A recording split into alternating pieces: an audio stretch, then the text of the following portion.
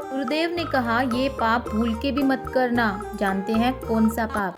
कि हमारे शास्त्र में आया कि एक परिवार 56 करोड़ की दीनारों का मालिक था, लेकिन उसके घर में एक बालक ने घरों में आया, 9 महीने के अंदर उसकी सारी संपत्ति गायब हो गई, समाप्त हो गई।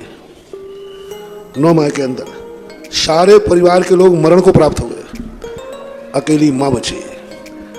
जब उसका जन्म हुआ तो जन्म होने के बाद उस माँ के पास घर से निकल गई, कुछ सब जायदाद बिक गई उसकी।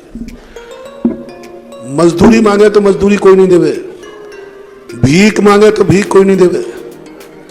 9 माह में नगर सेठानी भिखारिन बन गई। अंत में शर्म के कारण वो गांव छोड़ के दूसरे गांव पहुंची और कुछ दिनों के बाद पालते पालते बेटा थोड़ा बड़ा हो गया। थोड़ा बड़ा होते 8-9 साल का एक गांव में कहा, बेटा जाओ, अब मेरी हिम्मत तो होती नहीं मांगने की।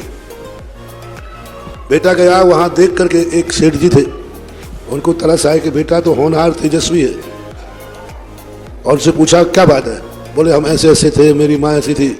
तो सेठ कहता, अच्छा वो सेठ जी की ये दशा हो गई, मैं तो उनके यहाँ मुनीम था। ओहो, सेठानी की जगह उसने चाहा कि मैं सेठानी को बुलाऊं, नहीं वो स्वाभिमानी है, हमारे सामने शायद कुछ गड़बड़ नहीं हो जाए। उसने सोने की मोहर निकाली, उसके हाथ में रख दी। जैसे सोने की मोहर हाथ में रखी, वो सोने की मोहर अंगारा बन गई।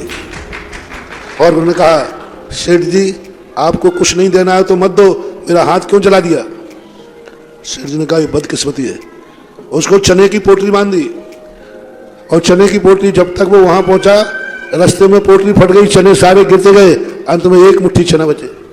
माँ के पास पहुंचा, माँ ऐसा ऐसा हुआ, जब दे तो रहा था, सोना था, लेकिन हाथ देखो मेरा जल गया, चने की ये दशा हो गई। माँ ने कहा, उसकी गलती नहीं, दुर्भागा तू है। उसके बाद वो जंगल की तरफ चली गई कि ठीक है अब तो जंगल में रहेंगे। वहां अवध ज्ञान मुनिराज मिले, उनसे पूछा गया ये कैसा जीव आया मेरे घर में, तो सब कुछ खत्म हो गया और आज की दशा हो गई। तब महाराज ने कहा, इसने पूर्व भाव में मंदिर की संपत्ति पर कब्जा किया था, मंदिर की संपत्ति का उपभोग किया था, मंदिर की दुकान मकान जायदाद में आजीविका चलाई थी, मंदिर की संपत्ति हड़पी थी। उसका परिणाम यह है कि आज इसके हाथ में सोना भी अंगारा बन रहा है। सार के अंदर 2 गाथाएं दी इस संबंध में कि ऐसी संपत्ति जो ग्रहण करते हैं वे निरंतर नरक गति का बंद करते हैं। चाहे वे पूजा कर रहे हो, चाहे आहार दान दे रहे हो, चाहे माला फेर रहे हो, चाहे सामायिक कर रहे हो, यदि मंदिर की संपत्ति कब्जे में है तो नियम से उनको निरंतर नरक गति का ही बंद होता है। ये 2 दुष्परिणाम हमने आपको बता दिए। सिरोंज वालों, पहले भी समझाया, अब भी समझा रहा हूं, समझ जाओ समझ जाओ समझ जाओ। और सारा जगत सुन रहा है, सारे जगत से मेरा कहना है, मंदिर की संपत्तियों पर कब्जे मत करो, जो कुछ भी तुम्हारे पास है उसमें आजीविका चलाओ। नमोस्तु महाराज।